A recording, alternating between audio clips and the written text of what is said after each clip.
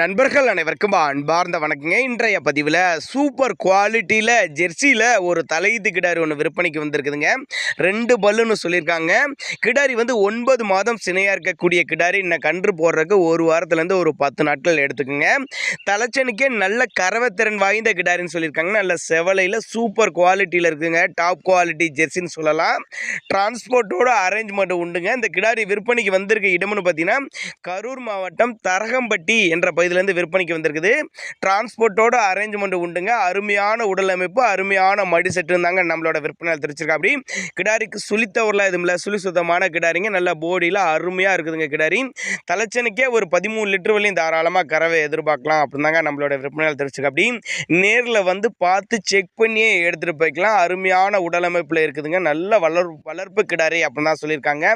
2 பல்லுங்கிறனால ஒரு 4-5 ஈத்துக்கு மாடாகுங்க. கண்டினியூஸாக நீங்கள் மெயின்டைன் பண்ணலாம்.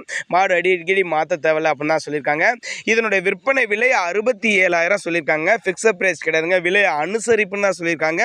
தேவைப்படும் நபர்கள் தாராளமாக அவரோட கான்டாக்ட் நம்பரை கான்டாக்ட் பண்ணுங்கள். 2 பல்லு தலையீத்து கிடாரி, 9 மாதம் சினையாக இருக்குது. இந்த கண்ணு போடுறதுக்கு 10 நாட்கள் எடுத்துங்க. ஒரு 13 லிட்டர் வரையும் கறவை எதிர்பார்க்கலாங்க.